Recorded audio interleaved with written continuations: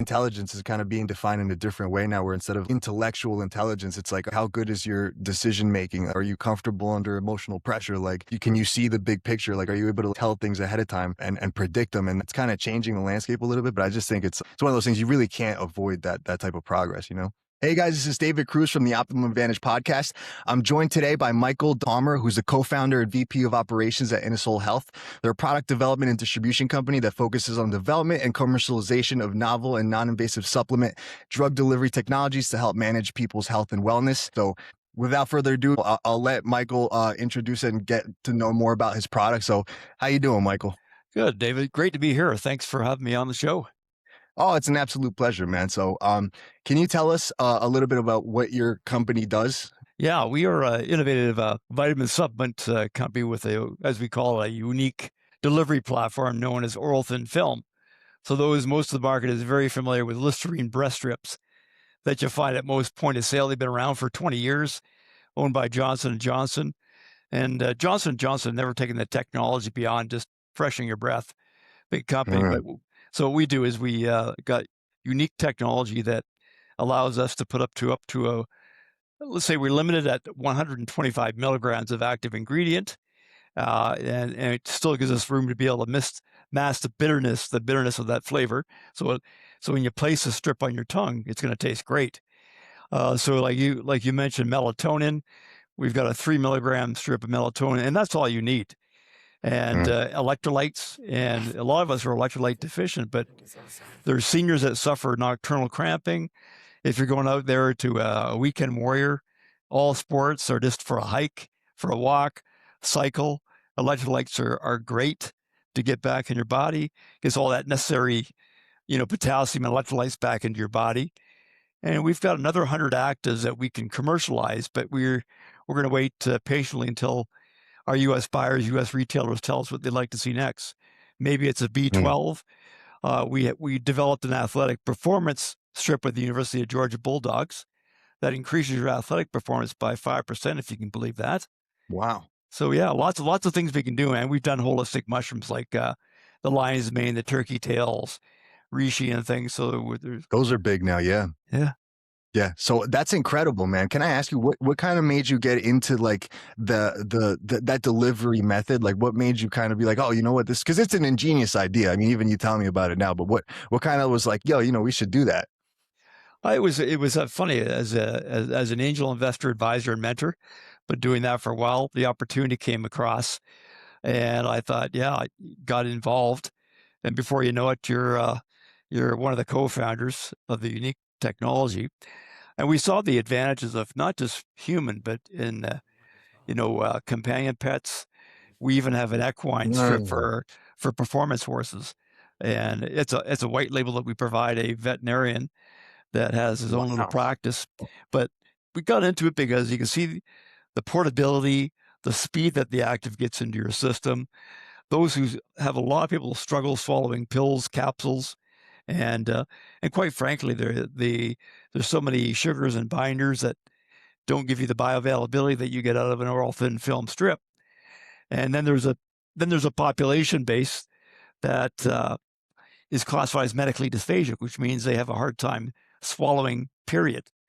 And there's 4 different stages. So we thought, wow, if we can help solve that problem and give people a better mousetrap to be able to take their meds or supplements, this will be a great way to disrupt.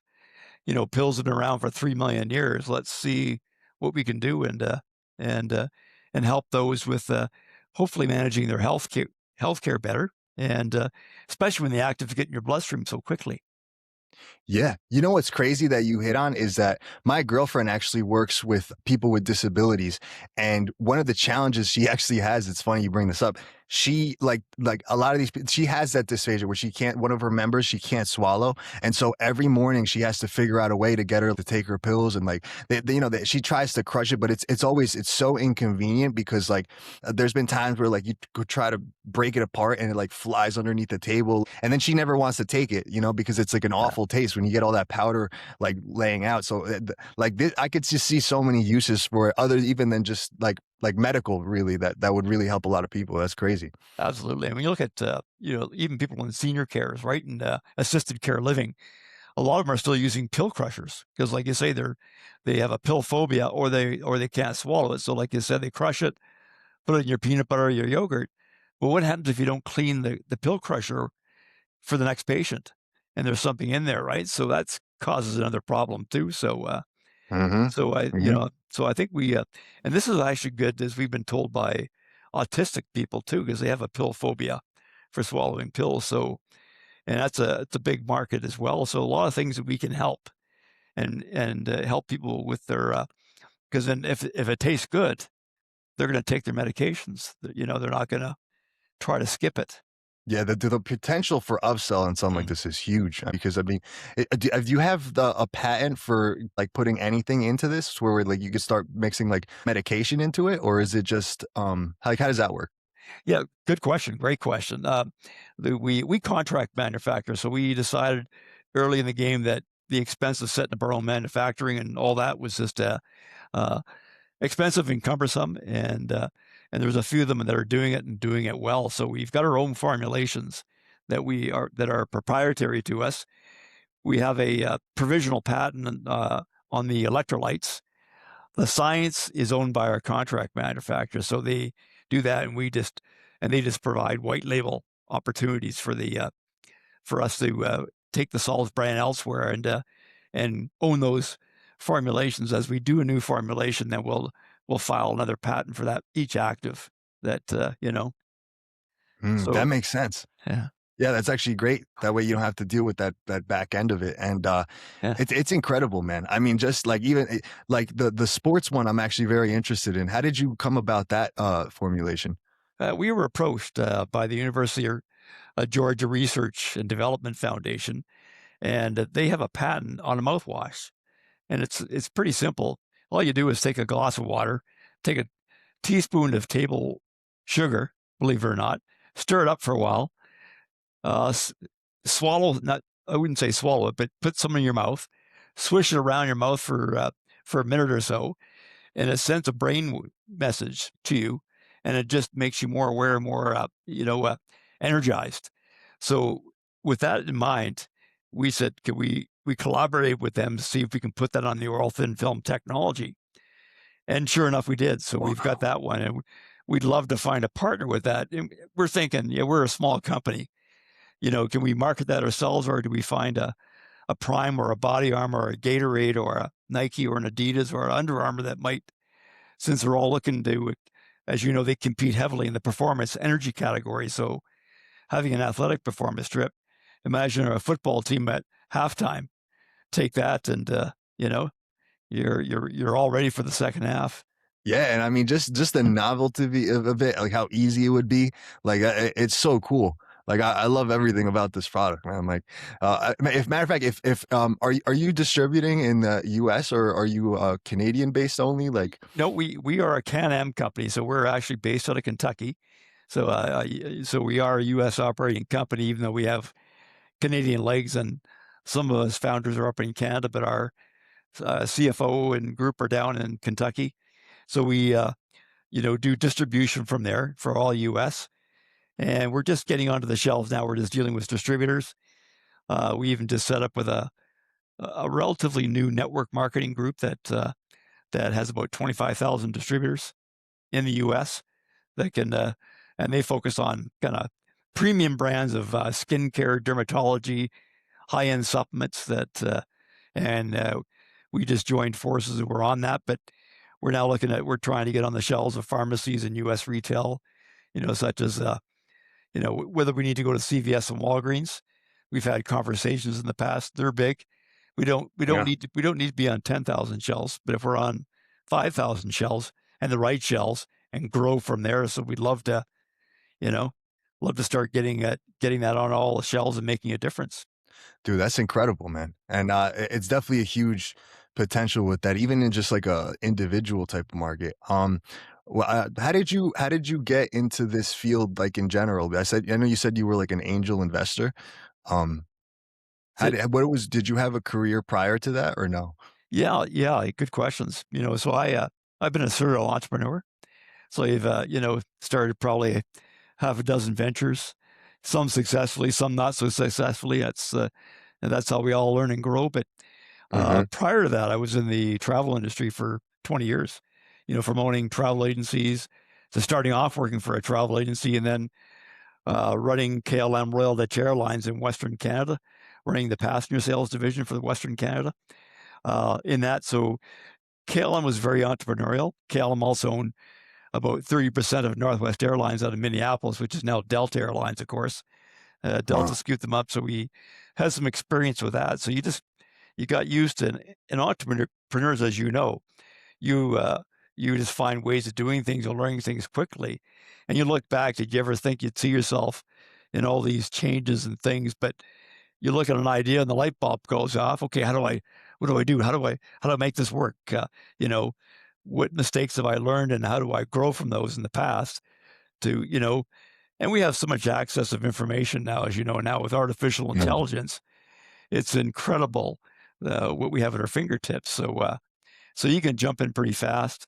We have a dynamic entrepreneurial ecosystem here, like we do anywhere, just like Silicon Valley. I mean, not as Uh, dynamic as that, but and in around Boston and New York, as you know, that entrepreneurial spirit, the ecosystem is so large with coaches, mentors, advisors, venture capital, angel investors, venture labs, you know, and having been on the National Angel Capital Board in the space, it's dynamic, how entrepreneurs are growing. So you just get into something and how fast can you learn, and jump in and with both feet, close your eyes, put the blindfold on, off you go. And yeah, yeah, there's something about it, man, because there's nothing like working for yourself. I mean, yeah, it's something that I think once you, like you said, I think you referred to it as the bug, and it really is like that. You catch it, and it's just like uh, going back to just a 9 to 5. It's impossible. It's it no matter is. from much perspective, but And if um, even you want to look for employment, employers can smell an entrepreneur, right? They say, "Oh, are we really going to make you happy here?" yeah, they could tell. Especially if they're high up, man. Yeah, no, it's a different type of mindset, and it's amazing. Like that's why I kind of love being in close proximity to New York. Um, Yeah. it's definitely a dynamic market, like you said.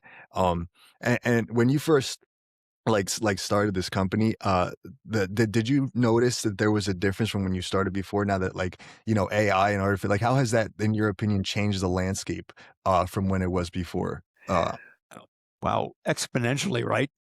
Mm, And it changes every 5 minutes. I think that's and every webinar, I call these webinars, and of all the gurus, you're kind of like your virtual mentors because you get a chance to get all this incredible, comprehensive, complementary information. Yeah, they're trying to sell programs, but you can pick up on a lot of things and find mm, out. So with artificial intelligence, I mean, gosh, if you don't put that in your business somehow, you're going to get left behind, as we all know. mhm, But strategy is still executed by humans, so you still need to get the information, make sure things are correct, and before you use that. But for us, just helping you with marketing, those days you just can't get any ideas, and we all have those ideas where the ideas just don't come quickly. Like tomorrow they do, but with artificial intelligence, you can get things within 2 seconds and realize that's a really good idea. Now I can make sure it's authentic to us and authentic to our audience and our potential audience. So it's not fake or anything, but you can update your business plan and financials and again in minutes. You know, mm. even for me trying to write a book, you can get an outline done in no time. Now the outline gives you, wow, you could have never created that outline. It'd probably take you a handful of days or weekends when you find the time. Now I've got 16 chapters. I just have to now make those real and build the story from there, right? But that would have taken you forever in the past, if you're not gifted to, writing things as quickly as those who are really gifted that you can, talk about and write about anything. Yeah, it kind of evens the playing field in that way where, like, it the whole dynamic has changed because even so, like you're writing a book, for example, like now with AI, you got ChatGPT. I think it's different when you sit down and write something as opposed to when you could even dictate it. So as you're speaking, you're getting all your thoughts and they're being written down. It changes the way to how you can do things. And I don't know. I think I use the same thing as you, where like I'll have my ChatGPT or whatever LLM that I'm using, and like for my company, it knows everything about my company, my brand, what's working, what's not. And it's somebody that I've kind of used as a business partner to where I could talk to. And it's been incredible. And then that's just like the low end of it, right? That's not even to mention all the tools that are happening with Yeah. search optimization, AEO. It's insane. Have you guys touched on any of that stuff at all? We haven't got to there where it's getting there. Like you say about the virtual assistant, you can, Mhm. as you say, you can build that up so you've got someone who all of a sudden understands all your little nuances and your characteristics and how you ask for things and how you explain things, and it starts becoming, more geared towards you. So you just have to make sure it's not too biased. You're getting the real unbiased opinion on that, because sometimes it can go that route. But yeah, I think as we grow as a company, there's no question you've got to look at the back end, everything that you're talking about. You've got to find a way to implement that to make you more efficient. And it's not replacing jobs. It's going to just make all of us. What's going to Mm. happen, I think, is someone coined, you know, AI is not going to replace you, but it's going to replace you that with somebody that's using AI very effectively and efficiently in their everyday activity. So you have to find the best way to implement all this and get it into your back end, front end, and leverage that. So you put yourself on you know, a, a much higher pedestal. And Yeah. And you know what? I've had people like come up to me and tell me there's that fear, like you mentioned, the fear of AI, of people losing their jobs. But like you, I'm in agreement with you where I don't think it's really going to take away jobs. It's kind of going to be like the dot-com boom where jobs are just shifting. As technology progresses, you're really just sliding over, and the jobs that are being taken over are kind of like easy, like less thinking right now. Like with this kind of stuff, it highlights the need for an individual to be more based on like the strategic side of it, relationships, that higher complex thinking that AI can't do. But yeah, that's becoming so key as far as technology. It's crazy. I mean, the tools that I've seen lately they just blow my mind. It's actually hard to keep up with them. Even being in yeah, that space is, there's new ones every day. that's right. And that's But where it becomes sometimes overwhelming, right? You just look at that mhm. and someone comes back and all of a sudden now it seems like you're getting more in your inbox, and you got more reading to do, but it's so everybody's saying, holy smokes, because you get things at the speed of light, and it's just, it's incredible. Yeah, and I wonder when, like, my big thing's like, I don't know when it's gonna level off, because I know at the one point before it's like, all right, everybody got used to the internet, like this is how you use this for a website. It's like there's so much more technology is happening so exponential. Like I'm wondering what that's gonna be. You know what I mean? I look at my dad, rest in peace, Dad. If he was still here, he'd be 93. But he grew up as a farm kid. He had four brothers. They were potato farmers, and on their technology. And this is not that long ago, right? This would be 75 years ago, and the technology was this big wooden radio that sat on their dining room table so they can listen to Hockey Night in Canada, because there was no TVs or things. Now you look at what we're at now, and the technology is just. And you look at the guys who are leading the way, like the Elon Musks and the Peter Diamandis and NVIDIA. It's just it's incredible, And I know back here in Alberta, Western Canada, one of the Shark Tank guys, Kevin O'Leary Hmm. is since he's Canadian as well. He's going to be putting massive data centers up in central Alberta in Western Canada. So it's great Wow. opportunities, to because we're going to need that. You're going to need that spaces, and I know in the Yeah. U.S. the unfortunate thing, they're shutting down, public golf courses so they can put in data centers too. I noticed one was being I think on the eastern side of Pennsylvania, and I thought, hey, you can't take away my golf courses, but it's but they're finding that there's a river that goes by, so there's a source of water, right? So you've got all that Mm. they need for this incredible power and Yeah. cooling system. Do you know about that? Because my sister keeps telling me, like, a lot of the younger generation is I think is, like, against AI because 'cause they're saying it takes so much water to use, but I've Yeah. never really looked into that side of it. Are you aware of that at all? Technically, no, but I know just Mm, some of the things that you hear and go to presentations and seminars or, you know, and that you read in the news as well, and, you just know that it's gonna take an incredible amount of water for cooling, because it takes up so much, power, energy, so it's gotta kept, it's gotta be kept, at a certain temperature, so having water is part of that, getting it to cool down. right, and that's what, like it's always a trade-off in my opinion, and it's kind of like, it's gotten to the point where we had our we had a little Yorkie, and unfortunately, she ate chocolate, and she's, like, this big, like, tiny dog, and she ate a whole thing of chocolate, so she's like, "Oh my god, what do we do?" And I'm like, "Well, do you have ChatGPT? Like, we could check," and she's like, "No, I don't have it downloaded." So it's like, there comes a point where you kinda, like, regardless, like, us as a species, we're gonna innovate, fix the water system situation, but it's like, I don't think one of the answers is to just not use the technology, you know what I mean? Yeah. So I think it just as progress is gonna happen, and there's a lot of upside to it too. I've seen a lot of people, get jobs, people that, like, they didn't go necessarily the normal college route where, they're smart individuals, like, even intelligence is kinda being defined in a different way now where instead of, like, intellectual intelligence, it's like, "Alright, like, how good is your decision making? Are you comfortable under emotional pressure? Like, can you see the big picture? Like, are you able to tell things ahead of time?" And predict them. And that's, it's kind of changing the landscape a little bit. But I just think it's one of those things you really can't avoid that type of progress.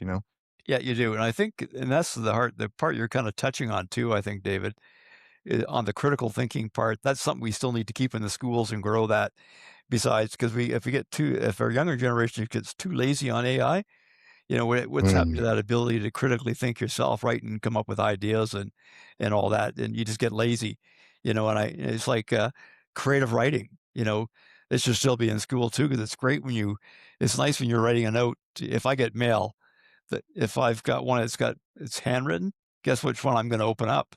I appreciate that someone took the time to write a personal note and do that, and it's a lost art, and I think to have those 2 skills, I think we still have to keep those because it's part of what makes us real and authentic and human. absolutely, man. And like you said, that personal touch, especially nowadays with like all the advertising and everything, it's almost more important because we're kind of like as close and integrated as we are. The younger generation is even losing a little bit of like social skills that I noticed because when I came up, it was all relationships. It's like, do you know this person? And he knows that company, and he's got the hookup for you, and I know the sheriff and all this stuff. But now it's like even the playing field in a way. But even in business, I mean, it's I don't think you're ever gonna be able to lose that side of it, that personal touch. That is, and I think you're right. You look at what's happening as, industries are building strong communities, the ecosystem, innovation ecosystem. And, since we're post-COVID, and that caused, as we know, a lot of social problems. And there's still some of that lingering, with anxiety, depression, and all sorts of things that go with that, and social skills, like you were saying. And nothing beats face to face. We can get out there and create relationships because what we do here in Western Canada as well. It's as we call the prairie folks. We connect people, and there's nothing in it for us. We're not. That's not where we're here. If I can help David succeed, and I really want to see that, hey, I've got 3 people you should meet, and I don't have my hand out expecting anything in return. I just want to be able to, hey, and getting out there, you don't. And so by building the right network, your worth is your network, right? Is what you build there. So you really got to look back, assess that. Who is your network? Is it helping you? You know, and are you helping others? And if it's the wrong network, then you've got to find those that are more like minded. I actually have a question in regards to that because I've noticed I tend to be that way, right? Like I've helped a lot of people that just without expecting anything in return. I've gotten my friend's job just because of the circumstances that I've had. I've been able to do that, luckily, and I try to do that all the time. But it's something I don't see. I don't want to say it's like be pessimistic about it, but it's diminishing, and I don't know if it's something that's maybe like the age gap, if it's cultural, like if you've seen it's different in Canada. Like, what do you think that is? Yeah, I think there's no question. I think my generation, let's put us down as the boomers, and you know I think our generation, they saw that work like dogs, and people don't. I don't want to work like dog. I want to work smarter. I don't. I also I prefer a 4-day work week if we can get away with that. And so you look at what Europeans do. Europeans work to live versus live to work. So I think we look at those things that go on with that's real, and I think it is a generational thing. But the younger generation is back out there leading the way and getting out there and socializing and realizing, you know what, that was tough being locked down with COVID. And some of that was during their school years, and and you couldn't do anything. We've never seen anything like it, to operate that way. So getting out there, realizing, it's it's good for the mindset. It's great for, just your own personal social esteem, but meeting people and the amount of incredible, talented, exceptional people out there, you know, it's uh, it's it's pretty cool. So I think people are realizing that, and they're getting back out there, and they're doing it for all the right reasons. It's which is fabulous. Yeah, and it's it's almost like a good shakeup, like that happened, like as far as the positive of it, because I do see that like sometimes people need that and that appreciation to see what's really important. But yeah, no, I think it's definitely trending a little bit better. Like I think there's like it's like there's always the overreaction, right, of like the and technology or whatever, and then you get caught up in it, and then it's like people react back. So it's just that back and forth that we're going through. But I'm hopeful overall, man. I think that, like you said, the people coming up now are even like, yeah, I remember I used to be one of those kids where like, oh my god, you're such a whiz with technology, blah blah. And it's like now somebody that's 12 years old will probably like know so much more about the intricacy of a phone and the settings, whereas like it just keeps getting better and better. Like I've seen little kids be incredibly good with technology. So Yeah. I can't imagine where we're gonna land in a little bit. Yeah, no, it's mind-boggling and exciting at the same time, right? Yeah, you just it's there's stuff that's going on right now we have no idea that's about to come out. Oh my god, I can't even imagine. And so let me ask you, as far as your company, is that is that your only product that you guys are having? Are you guys looking into new ventures? Or are you guys only focusing on this? Because I mean, this product alone is amazing. I'm just curious to see if you have any other. Um, Yeah, really good question. And I think something came along. There was an opportunity to vertically grow the company in this sector that made a difference, and we saw the advantages. Yeah, absolutely. But for sure, our primary focus is on the strips and really exploiting that, getting that up to, we even looked at opportunities. Should we go into over the counter meds? Because we can easily do ibuprofen and acetaminophen, which is Tylenol. Uh, we experimented with aspirin 81. We had, a number of conversations with Bear. We just couldn't stabilize the active because on a brand new formulation, to get a 2-year shelf life, every new product has to go through what you call a 6-month accelerated stability. So if it's 81 milligram after 6 months, the main active still has the acetylsalicylic acid still has to be 81 milligrams. If it was degraded down to 60 milligrams, you can't sell that. So, Mm, but imagine, acetaminophen, which is Tylenol. Tylenol is mhm. as we know, is very hard in the liver. So we can help, not put as much, pressure on the liver by having it absorbed through the oral cavity of the mouth, the buccal. Wow. That would make a difference. But it's expensive because you want to put those through the 4 phases of clinical trials so you can make all the medical claims. And the same thing with ibuprofen. Ibuprofen is hard on the stomach as well. So if you can help those, and you can certainly make a difference. So we've got that in the background or the side view, but we just see that, with supplements, the regulatory hurdles are not as steep as going through with therapeutics or prescription meds or over the counter meds.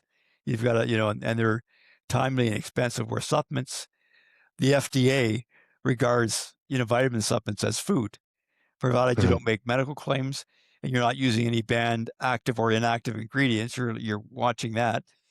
And, certain wording is considered to be a marketing claim. So you have to be careful. So as long as you're doing that, and there are approved, you can follow a lot of the monograph of the FDA and not have to jump through all the costly and timely hurdles to get products to market. Yeah, that's yeah, I have a couple of buddies that are going through that, and that process to get something through to the FDA is incredibly rigorous. But I guess the upside would be that once you do, like something like the absorption of ibuprofen through your mouth, it would make it a lot easier on the stomach. And even the same with acetaminophen, like that's like you said, the whole reason is like to deliver. So just to make that even better, like it's crazy because those products sell crazy. Like there's I don't know if you've heard about this, but there's actually I seen this online recently. I'm actually looking into like investing about this. People have been getting vending machines, not like the old ones where you stick the dollar or whatever, but like Yeah. very high tech ones where like the screen is like a whole LCD screen, and it shows you what's in there. But what they do is they sell vapes, nicotine patches, and their biggest selling products actually are ibuprofen and Tylenol. Yeah. So those things were making people ridiculous amounts of revenue per month. They started out with one at a bar, and because people like even selling phone chargers through that, people at these places are convenient places that you need. Sometimes you're out at the mall or whatever. So Yeah. something that has that coolness of I couldn't figure out the word, but like of the breast strips, it's a novelty item, and Yeah. it's also better for you, so it's like a health reason. It's like all these things packed in one, and to be able to put that in certain like quick grabs with that type of stuff, even if you like melatonin, something that's just quick, or the electrolytes and something like that would be like an incredibly I think popular market as well. Yeah, and there's some neat things you come across, and of course, every day, as you know, you never stop learning. You find things out. You'll find, like, for instance, electrolytes. We had a handful of UFC and MMA fighters in the lower levels that like electrolyte strips, and electrolytes help you get the water out of your body, so you make weight class. So when you go weigh in, it's a quicker and a more safer way to get your weight. And of course, Oh after wow. once you weigh in, then it doesn't really matter, right? You made the weight. So we've got a really neat Dutch lady.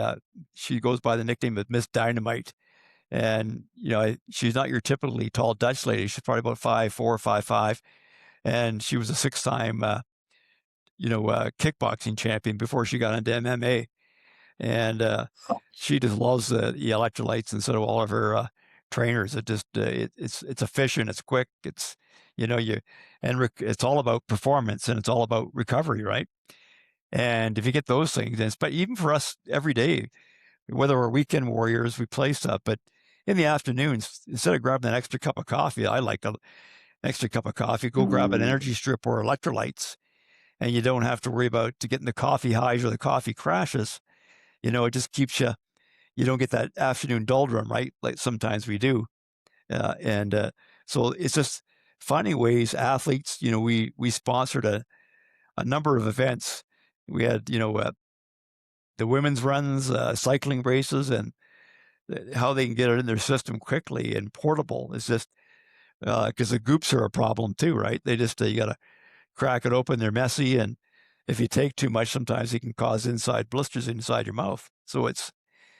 you find a better mousetrap, and I think that's what's fascinating to us as entrepreneurs, and how we can make a difference out there, and hopefully make it easier for people, and it's uh, and it's all good. Yeah. And you know what? Actually, now that you bring that up and like with sports regarding that, like, I was into bodybuilding. I'm a personal trainer. I used to be.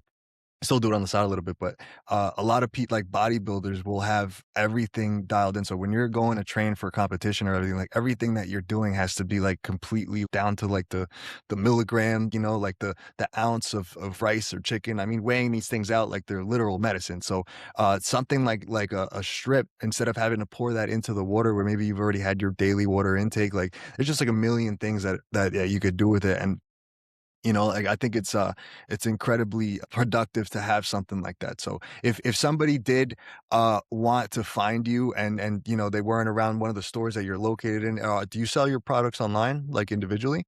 We do. So we have a Shopify store. So that would be under the Sols. Sols is plural, as you know, solstrips.com. For those Amazon lovers, Amazon Prime, we're on the Amazon. We're just getting ourselves back up on Walmart.com. So there's a couple. We've been talking to other couple of U.S. groups like Target Plus to see if we can get that. But right now, Shopify, Amazon, of course, if you're Prime, you get the free delivery. So that makes a big difference too. And I think Amazon's probably our top producing e-commerce website for sure. Yeah, it's just the convenience of it Yeah. is crazy. But yeah, I'm definitely interested, man. I'm definitely gonna go check this out. Maybe even get a couple for myself because I love your product, man.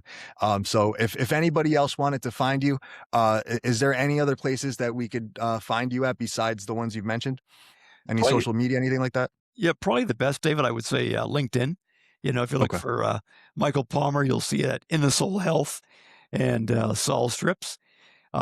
Send me a note just saying that, hey, you saw the podcast with David, and then I'll know exactly where you came from, and I'll get back to you as soon as I can. And love to hear from you too. And if you know anybody out there who has their own store too, their own retail stores stuff, we'd love to have that chat as well. The more we can get in the Yeah. hands of people making a difference, and athletes, every day, seniors, children, you name it. We You know what? I now that you mentioned that, I'm gonna plug in my friend Pro Elite Nutrition. She's got a supplement shop over here in Maplewood, so I'm definitely gonna put her in contact with you. I'm sure she'd love to do that. But Michael, I really appreciate you being on the show, man. Thank you so much. It was an amazing conversation, brother. David, pleasure to meet you. Thank you for having me on the show. I've had a great time. Thank you. Absolutely, Michael. Thank you. Thank you. Bye.